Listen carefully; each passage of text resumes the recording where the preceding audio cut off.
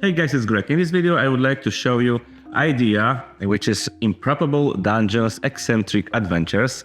It's a prototype of the game, and it is a co-op game for up to 4 players, where players are going to fight together with monsters. In each of the arenas, let's say, you need to fight 3 waves of monsters, and at the end fight with the boss. This is the goal of the game. The game is quite similar to Darkest Dungeon, what I'm talking about in a video game, but only when it comes to the setting of the heroes and the monsters, that both of the opponents are in those lines, like one after another, and you are fighting each other. The game is definitely less punishing than the Darkest Dungeon, so it's the threshold of the complexity is definitely lower. So as I say, this is a prototype, so I have only a few arenas in here, and the final product definitely can look differently. So if you are interested in this title, just check out the rest of this video.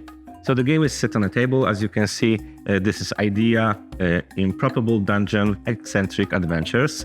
I've put everything on the table, but in a game, you're not using all of those boards.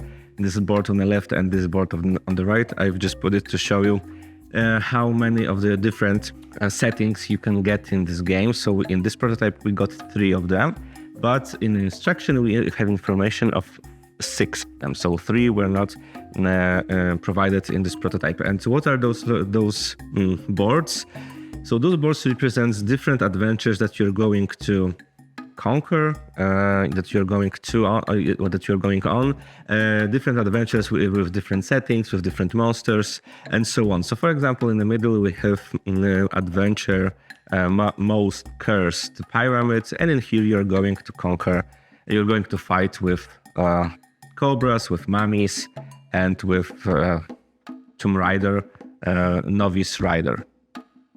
And your final boss that you need to kill is obviously some very angry pharaoh waiting for you to be killed. So this is in this box, in this basic version of the game that we got 3 scenarios. In the rulebook we have information that you can get 6 of those adventures. Now, so when you're setting up the game, you can choose obviously one of them, or you're rolling a die of destiny, and depending on the result on the die, you are going to choose get one of the settings. With the setting comes board, the pre-prepared set of the monsters. As I said, for each of the boards you have different type of monsters. So in here we have like Japanese theme with Japanese monsters, or Asian. So with the board comes monsters, and also the set of events that are specific for the scenario. Also, what you can choose in this game is basically obviously your team of heroes. So in the game you have like 4 roles. It's typical, like healer, tank, specialist, and vanguard. So we have I think 8 of the characters in this. Yes, we have 8 of the characters in the prototype. I want to show you all of them. Anoman, Char, Cosmos, and Van Barrel. Those are that we didn't use in our game, and in here we also have 4 more. It's Quiet, Vegan, Sir Anilot, and Pomona. So when you're playing this game, you always have to play with 4 heroes. That's why we used 4 of them, and each of them is from the specific different class. We have healer, we have representation of all of the 4 classes in this game. So you're going to choose a character. You're going to get his specific skill that you're going to unlock. That's a legendary feat. You can unlock it by completing the goal, and when you complete the goal, you're just flipping it, and you can use this specific legendary feat that is on the other side of the card. In the prototype, we only got 1 feat per character. Maybe there is going to be more in a final version of the product. What else you have when it comes to the player board? So this is the player board. In here, you're putting your card of the hero. In here, you're going to put all your dices after you roll them. And on the bottom, we have few tracks: health, armor, magical armor, positive and negative buffs and debuffs. So you can use the cubes, like this one, acrylic transparent cubes, to track different positive and negative negative statuses that are on your hero. And what else? We also have 2 decks of cards with different items that you can acquire. Obviously, the deck of cards on the top with those events that you're going to read. So maybe I will show you also the cards of the heroes, of the monsters right now. So here is the Ancient Mummy, our main boss. But there is also Piece of Cobra, and again Piece of the Cobra, Novice Raider, Young Mummy, Sea Sand Element, and this is it. We also got this neoprene mats, so they are also thinking about making those neoprene mats. The print is very good. I mean, for the prototype, it looks like a final product, to be honest. And I would like also show you the just the acrylic standees of the other monsters, because for example, this is the theme of let's check the name, because it's going to be a little bit easier for me. So this is Temple of Ooze, and those are the monsters from Temple of Ooze, and it's 4 of them. I believe this one is the boss, right? So here we have also extra 3 like minions. And here we have this Japanese theme with opponents. This time those are not the monsters, with opponents from this Japanese board, Japanese adventure. Right. So now, when you're setting up the game, you need to roll a die or choose the board. You're going to get all the monsters and all the events that are assigned to the specific board, or the specific adventure. You're choosing your characters. Now, how the game flows, I am going to use this small game flow chart. So we have 3 phases of the game, 1 to 3. And the first phase is exploration phase, so you are preparing your battlefield. So first of all, place your heroes on your battlefield. That's done. You're putting them on those spots from the left to right. And this game is basically like Darkest Dungeon, but in a fun way. I mean, I don't think it's so difficult, and the theme is definitely lighter than Darkest Dungeon. But the battles, the way how your enemies and your characters are put on the board is exactly the same as in Darkest Dungeon. So place your heroes on your battlefield, flip 1 risk card and resolve this effect. So risk cards are basically those events that are modifying your encounter. Then roll fate die to determine the villain's formation for the next battle. You're just rolling a die and determining how arrange the enemies on the board, and place the villain in the respective areas on the battlefield. So I've done it. And on those battlefields, we have those colorful spots around, and we have colorful bases. Can you see it? Yes. And we have colorful bases, so you can assign those enemies to the specific color. And in here we have boards with health and all the other stats as our heroes, so you can track the health and other stats for each of the enemies in the specific encounter. So we have 4 slots plus 1 extra for this purple one. This purple one is special slot for summoned monsters. And this is it. So you've prepared the board. Now, when you go to encounter phase, you need to start with resolve any effect marked start of the round. So basically, every time when you have some kind of effect that says at the start of the round, this is the moment when you need to resolve it. And then there's hero's turn, so resolve any effect marked start of the hero's turn. Again, the same thing. Roll each hero's dice. So each hero comes with 3 dice. You are going to roll them and assign them to those slots depending on the result. So for example, let's put it here, 4, and for example 5. In those slots are going to match with your different skills that are on your character board. And also when you get result 6, you can get one of those, let's say, consumables that you can tools in the game that you can use during your activation with your regular action. But this is one-time used. After that, you need to discard it.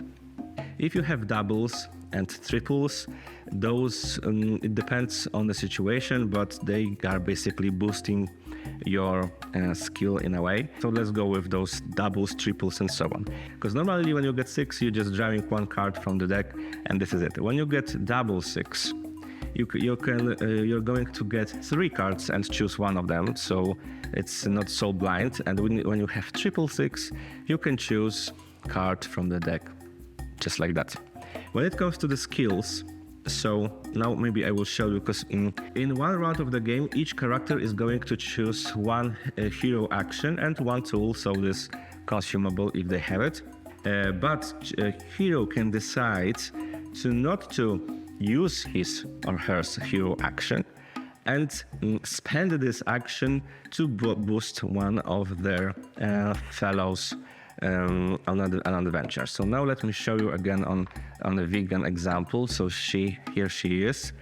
Each of the skills has this tag on this left corner, and those tags are on each of the characters' board. I think we have 3 or 4 of them.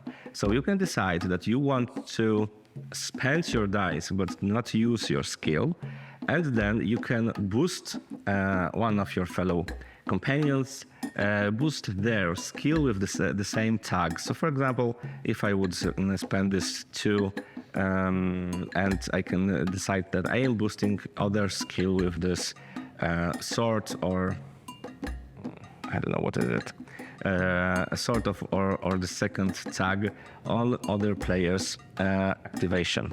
And for example, that I would decide that, okay, I would like to boost my quiet skill, and she also has this symbol in here. So every time when some other character is spending their dice to boost other character, this boost is always in those bracers. So in this example, normally restore would make 4 hit points restored, but when this action is boosted, there we have +2. And the same comes with the bottom, and remove 1 or 2 if it's boosted harmful conditions from your hero. So like boosted, healing. And basically this is it. So I already told you what happens when you have doubles or triples with 6s. Now, what happens when you have doubles or triples with regular numbers? So when we got double with 5s, that means that this skill can be boosted by any other tag. You don't have to match this tag. And when you would get like triple, so this situation, triple 5s, your skill is automatically boosted, and other players do not have to, other characters do not have to spend their dices to boost your skill. And now resolving the actions and skills. So now let's start again with this vegan. In here we have information when it comes to the skills. Obviously what your skill can do, but also in here we can have those numbers. Those numbers informs you which spots on the board you can attack with this specific skill. So for example, with this, that should be 3 in here. So with this skill, we can attack only 1, 2, or 3. So all of those 3 situations can be attacked with this skill. But when it comes to the first one, only first and second spot are available when you want to attack with this one. There is also this passive boost, passive skill, passive fit for every of the characters. Now, this is how you can attack different enemies, but also we have specific mechanism after dealing damage. So for example, let's start with this yellow cobra. I want to make an attack. So for example, she is performing this first action: deal 2 magical damage to 1 villain, restore 2 hit points, and apply 2 resistance to 1 hero. So she is attacking, for example, this cobra at the first spot because she can do it. Now, we need to check the board of the cobra. And so let's say, for example, this is board of the cobra because it really doesn't matter. And all the enemies also has those stats like health, armor, and a magical barrier. So when those two stats are on 0, or when you're performing some kind of damage and you can reduce those stats to the 0 and deal some kind of damage, this enemy always is going to move back to the end of this queue. So in this example, we have 0 and 0 for both of those armors, so this regular armor and this magical armor, and Vegan performed deal 4 magical damage to one villain. So let's say that's how much health he got. So we're performing 4 damage, and this enemy is going to run to the end of the queue. So it's going to be like this. And after that, as you can see, we have different situations right now on the board. Different characters that would like to activate right now can attack different spots. Thankfully, also Quiet and Pomona can target basically all the spots, but Sir Anilot can only attack basically the first spot. So after this change, we cannot kill Cobra and be happy that we already have one enemy from the board. We need to now fight with this mummy that is on the first spot, at least with Sir Anilot. This is one thing, and this running from the first space on the board. But what would happen if our Cobra would have both of the armors? And Vegan is performing her attack, deal 4 magical damage to one villain. So she is performing her attack. She's reducing 4 magical barriers from the Cobra, because magical damage is blocked by magical armor, and the Cobra stays in exactly same spot. So we would have the situation back like in this situation, because we didn't make Cobra lose any kind of hit points, and the Cobra is still standing on the first spot. And basically this is the most important mechanic when it comes to fighting the enemies, because of those attacks, the situation on the board is quite dynamic, and you need to plan your activations of your heroes in a specific order, because if you are not going to do this, there is a possibility that you're not going to kill anybody in the first or even second round of the battle. Now, those are basically all the roles. Okay, so now let's go with one round of the game just to show you the flow of the game. So we're starting with exploration phase. Place your heroes on the battlefield. Here they are. Then flip one risk card and resolve its effect. So we're taking one card. And what do we have here? Every time a hero gains or is assigned a helpful condition, that hero loses 1 hit point. Okay, so that's unstable conditions. Then we are going to roll a fate die. We rolled 4. So 4, that means Cobra, Rider, for slot 1, Cobra for slot 2, Cobra, and for slot 3, Rider. Here they are, Cobra, and Rider. Then we have placed villains on the respectful areas on the battlefield down, and then we're going to encounter phase. So first of all, resolve any effects marked with start of the round. Nothing happens because we just started the game. And then hero turn. So resolve any effects again, not real each hero's die. I am going to use those dice that are already assigned because it's going to be too long. And now choose one hero action and one tool action if available for each hero optional. Now, so we need to decide who is going to do what and what kind of action they are going to perform. So yeah, he got 3. And maybe start with Sir Anilot.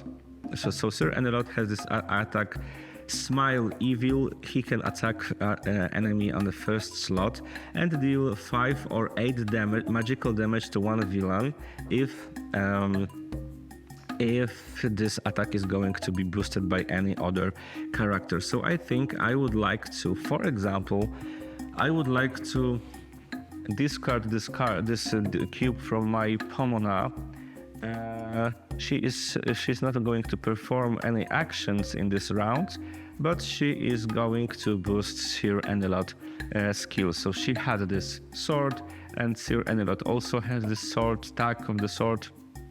So Sir Enelot is dealing 5 plus 3 magical damage to one villain, so it's 8. And Yellow Cobra is on a first slot because he can only attack first enemy.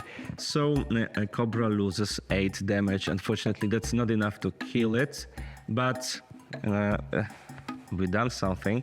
So first thing, we reduce the health, and then Cobra is moving to the end of the queue.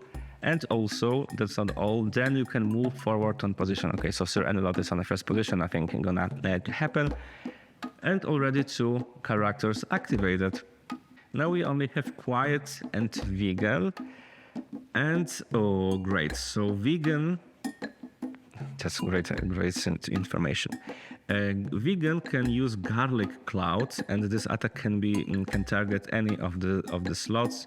So Vegan is going to use her Garlic Cloud and deal 2 magical damage and apply poison to 2 villains.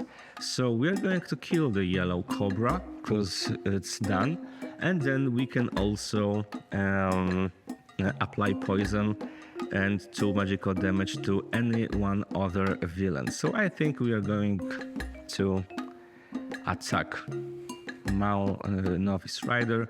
So 2 health, only 10 to go, and Novice Rider gets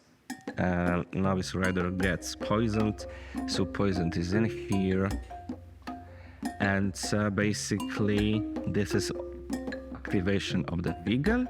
And now we only have Quiet. So what can Quiet perform? Nurse Kiss. She can apply helpful condition, but this hero is going to lose 1 hit. But yeah, let's go with this one. So she is going to activate her Nurse Kiss. She can apply 1 helpful condition to 1 hero. And if we remember, we need to remember that we have this card for this round. Every time a hero gains or is assigned a helpful condition, that hero loses 1 hit point.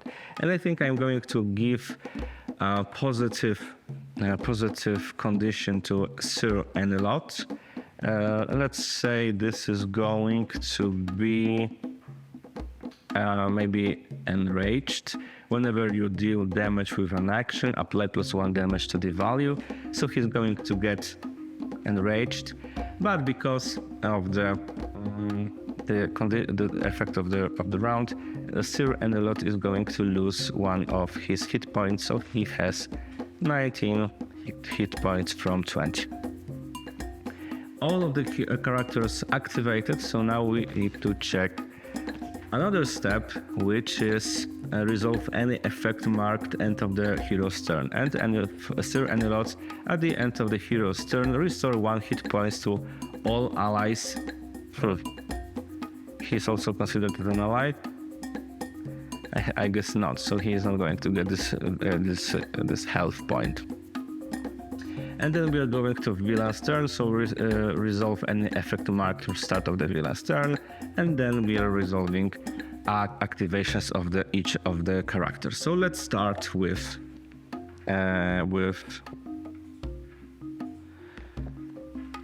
Green Cobra. Green Cobra is going to deal 2 piercing damage to hero on the first slot. So Sir Enelot is going to lose 2 health. And there is a mortal bite, apply poison. So quite simple. But the Sir Enelot is moving to the end of the queue.